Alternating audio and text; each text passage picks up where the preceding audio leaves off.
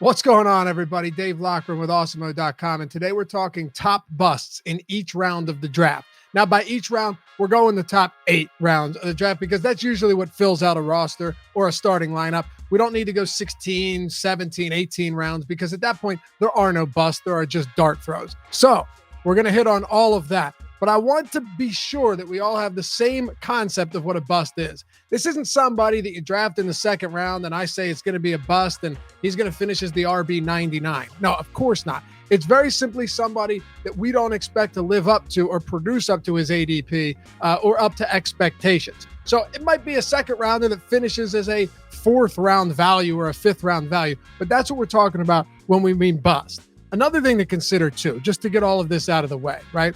I read all these articles and videos, watch these videos of people talking about, well, you got to take risks in fantasy football if you're going to win. Yeah, on the surface, that's totally right. But if you're not taking calculated risks, approaching it in the right way, you're going to get screwed. Here's what I mean. Taking a risk in the 10th or 11th round is a lot different than taking a risk in the first round when you're drafting somebody with a ton of risks surrounding him, around all of these guys that are already potential league winners, that can already win your league, that already have a high floor and a high ceiling. So consider that when you're thinking about where you want to take risk, where you want to reach on guys. Be sure that if the guy has a massive amount of risk in the first round, that you can't get anybody else that's as good as him in the event that he doesn't have any of that downside in the regular season. So let's dive into this. Let's get started. Before we do, though, if you like these videos, you want to help support us, and you think we've helped you along the way, hit that thumbs up and subscribe to the channel. We have just hit 5,000 subs, cruising on our way up to 10K, thanks to all of you. So let's make that happen as quick as possible. All right, let's go. A healthy Saquon Barkley wouldn't be on this list. There's no way. I think we all know that. And it's entirely possible that he is healthy or will be fully healthy by the start of the season. But every player being drafted in the first round has league-winning upside, and that's something we have to consider with Barkley. This speaks exactly to what I was referring to just a minute ago when we talk about risk. Barkley is being drafted as a 5th or 6th overall player, returning from an ACL injury and not guaranteed to be on the field for week 1 of the regular season. He's one of the best running backs in the league when healthy, as evidenced by his RB1 rookie season and RB10 finish in 2019 despite missing 3 games. He's an elite pass-catching back who produces in both phases of the offense, but that won't matter if he's limited for a while or inactive to start the year. Joe Judge has already said, and I quote, "I know he's anxious to get back on the field, but the one thing we really need to know and do is take the long-term vision with him," end quote. So does this mean that Barkley doesn't get onto the field to start the year, or that he's ceding a lot more work to Devontae Booker than we'd feel comfortable with? Those are some pretty significant unanswered questions for a top 5 or 6 draft pick. Not to mention PFF ranked the Giants as the worst offensive line in football heading into 2021. So yeah, risk is necessary to win in fantasy football, but is the risk worth it when you're drafting what should be the most valuable player on your roster all season long? I'd rather draft Ezekiel Elliott, who suffered 1 bad season thanks to a broken offensive line, no Dak Prescott, and a dreadful defense that forced Dallas to abandon the run game. The Cowboys line is healthy now. Prescott should be healthy to start the year, and Dallas is likely to see far more trips inside the red zone than New York, regardless of Barkley's status. To be fair, there isn't anyone in the second round who I really don't like. So let me take this time to voice some concerns that I have with Aaron Jones. I actually backed off my stance from last week that Jones would bounce into the first round for me if Aaron Rodgers was on the field. And as I do research and better understand the situation, I'm willing to admit spots where I could be totally wrong. This is one of them, and here's why. Jones won't have to compete for passing down work with Jamal Williams this year, which is huge. A.J. Dillon is not a pass-catching back, so we shouldn't expect him to inherit any of the 70 receptions or 6 receiving touchdowns that Williams recorded over the last 2 seasons. But at 6 foot, 247 pounds, how concerned should we be about Dillon, a second-round pick in 2020, getting significant enough goal line work to hurt Jones' production? Jones has actually been really impressive near the goal line, finding the end zone on 18 of 33 carries inside the 5 since his rookie season. But if there's any type of split on these high percentage scoring downs, it should spell trouble. What adds to my concern is Rodgers' willingness to throw inside the 5-yard line. Last year, no team threw inside the 5 more than the Packers, who attempted 30 passes in these situations. So here's what I'd say with Jones. He's a perfectly solid late second round pick or even mid second round pick, but I'm hesitant to draft him getting up into the first or even in the early second. Right now, based on the potential drop in touchdown equity, that's enough to keep me away. I'd rather have a Devontae Adams, Calvin Ridley, or DeAndre Hopkins in this range while trying to grab a Clyde Edwards-Helaire in the early third round. But again, this doesn't mean don't draft Jones or anyone on this list for that matter. It just means be aware of where they're being drafted and where they should be drafted. I could have put DeAndre Swift in here for a third round bust, but I've talked too much about him over the last month, and I think you guys all know where I stand. So let's go with Amari Cooper. I was very disappointed to hear that Cooper was dealing with another injury, entering training camp on the PUP list as he recovers from ankle surgery. And I might not be the only one who's disappointed. According to Yahoo Sports' Charles Robinson, there's a strong sense that internally the Cowboys have grown frustrated with Cooper constantly being banged up, dealing with soft tissue problems, and not practicing because he's paid like an elite wide receiver one. This could all be bullshit, though. I mean, Cooper has missed a total of 4 games in 6 seasons while posting 1,000-yard campaigns in all but one of those years. How healthy he was in all of those games is up for discussion, though. But is he an elite receiver? I tend to think not. Yes, Cooper's very good, and the Cowboys' offense, barring more injuries, should be extremely potent this season. But CeeDee Lamb is essentially the same ADP as Cooper, and receivers like Julio Jones and Robert Woods are in many leagues going a full round after him. Cooper has never had a 1,200-yard season and averages .41 touchdowns per game for his career. I'm drafting Lamb over Cooper all day long, not just because I think he's more likely to be a true wide receiver one, but because he's not dealing with lingering ankle injuries heading into camp. I could have taken the easy way out and said that Jamar Chase and Kyle Pitts have never played a single snap at the NFL level and are being drafted in the 4th round, hence making them prime candidates to disappoint at their ADP, but that would be too easy. And there isn't much evidence to suggest that they'll burn us outside of their lack of experience. So what's the point? So we're going with Tyler Lockett here. Yeah, the same guy who had a career-high 100 receptions last year with over 1,000 yards and 10 touchdowns while finishing as the wide receiver 10. So how can I justify Lockett not performing up to his ADP this year? Well, I'm glad I asked. All of those numbers were more than solid for Lockett, but they don't tell the whole story. Get this. 37% of his total yards, 38% of his receptions, and a crazy 80% of his touchdowns came across only 3 games last year. In those weeks, he finishes the wide receiver 1, 1, and 5. And if you started him those weeks, you were surely in business.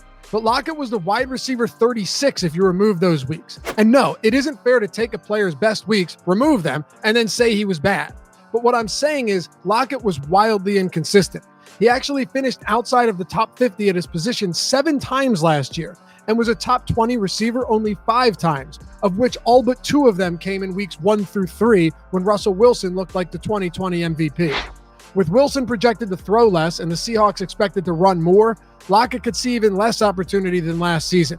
And while huge weekly upside is awesome, it's far less appealing when the other 13 weeks are forgettable. This may be an unpopular take, but I'd rather draft Cooper Kupp now that Matthew Stafford is in Los Angeles. We get hyped about rookie running backs, and it usually makes sense. Rookie running backs generally produce more than rookie wide receivers, especially when we're talking about backs drafted in the 1st round. But I have some serious reservations about Travis Etienne. It's not that I don't think he's good or explosive or positioned to have a nice career at the NFL level, but more so that we have no idea what the Jaguars' backfield is going to look like this season. Urban Meyer said a couple months ago that Etienne is like Percy Harvin. He then compared him to Paris Campbell and Curtis Samuel.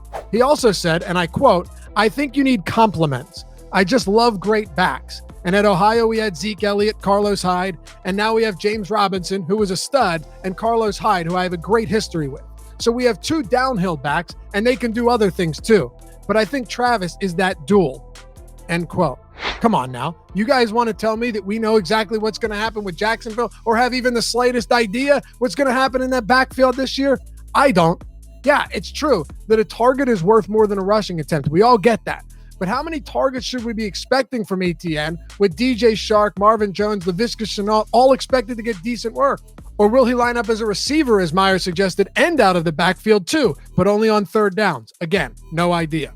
Hopefully we'll learn more as training camp progresses, and maybe I'll change my mind if Etienne's role in the offense becomes clear, but I'd rather draft Javonte Williams right now, who went 10 picks after Etienne in the 2021 draft and is positioned to take over the lead back role in Denver as the season goes on.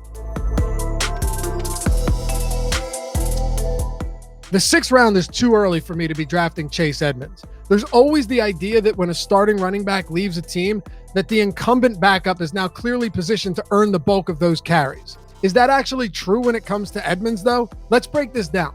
Edmonds has been pretty efficient in the limited work he's received on the ground in the 3 years with the Cardinals, averaging 4.4 yards per attempt and 4.8 yards per attempt over the last 2 years. But his work has been just that, limited.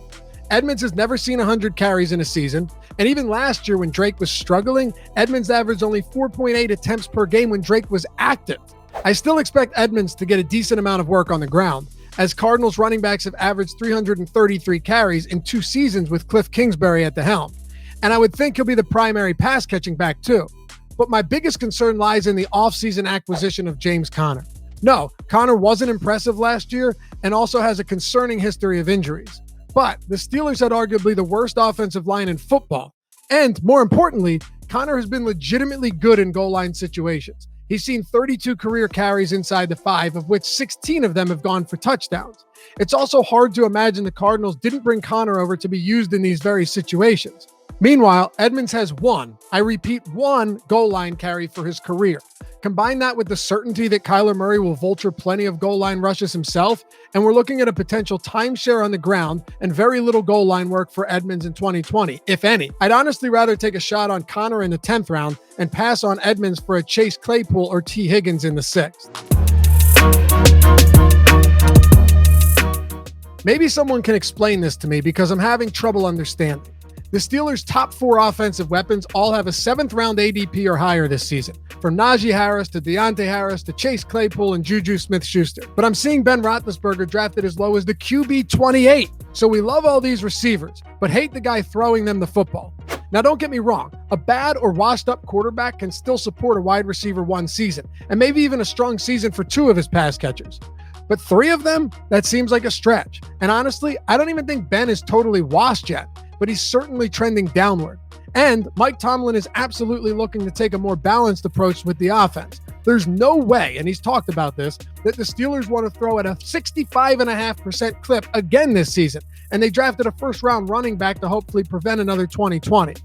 We'll see if the offensive line can block well enough to make that a reality, but one thing is for sure, Roethlisberger throwing 41 times a game again is not an option. So we're already anticipating lower passing volume from Pittsburgh, but what about Smith-Schuster himself? And why just a minute ago would I say that I'd rather draft Chase Claypool in the 6th round? Here it is. Smith-Schuster had the 7th lowest yards per target in the league last season, which would have been fine if he was racking up solid yards after the catch. But at only 4.17 yards after catch per reception, Smith-Schuster ranked a paltry 47th in that category too. Not to mention he ranked 82 out of 84 in yards per reception among all receivers with at least 50 targets. He did lead the team in red zone targets, which is a plus, but Smith-Schuster signed a modest 1-year, $8 million contract to stay with the Steelers and feels like the clear 3rd option in the passing game with Claypool going into his 2nd year. So do I hate Smith-Schuster in the 7th round? No, I don't hate him. He still had 97 receptions and 9 scores last year, but I'm not convinced he comes even close to those numbers in 2021. I'd rather draft Devontae Smith in the 7th, even though I have some reservations about the Eagles' offense, because unlike Smith-Schuster, Devontae Smith has a real shot of becoming the clear wide receiver 1 in Philadelphia. There are 2 schools of thought in the fantasy world when it comes to Marquise Brown. One way of looking at his situation in 2021 is the arrival of Rashad Bateman will finally give Brown the opportunity to be the type of player he was designed to be, and not the clear-cut number 1. He can now be more productive with his opportunities, and efficiency is good for fantasy football. There's also the assumption that Greg Roman wants to throw more this year, and while that sounds nice, In the 8 years Roman has been an offensive coordinator for the Niners, Bills, and Ravens, his team has finished bottom 3 in pass play percentage all but once. And the year the 49ers didn't finish bottom 3, they were 26. That's just insane. The second school of thought is where I reside, that even if Roman does decide to throw more, and it would make some sense given that they spent a 2020 first-round pick on Bateman, drafted Tylan Wallace in the 4th, and added Sammy Watkins in free agency, there are going to be way more mouths to feed than there have ever been in the past. And let's not forget about Mark Andrews either. I just don't get even a little bit excited about drafting Brown as a flex. And while in some leagues you're going to be able to get him as a bench player, which I guess is fine, why not take a shot on someone like Michael Pittman, who could be a legitimate wide receiver 1 for the Colts? Or even Brandon Cooks, who despite the ugly quarterback situation in Houston, is still the clear alpha receiver in that offense. I just don't see the upside in Brown outside of possibly a few big weeks where he breaks off some long receptions for touchdowns. If you're satisfied with a wide receiver 4 who has very little room to climb the ladder up to even a wide receiver 2, then Brown is your guy. Otherwise, look to some of these other receivers with similar floors and far more upside. That'll do it for today's video. Head over to Awesemo.com. Check out everything we've got going on over there in the fantasy football space. And of course, for DFS, headed up by the #1 ranked daily fantasy player in the world, Awesemo himself. Until next time, we'll see you back here at the Awesemo Fantasy Football Channel. Peace.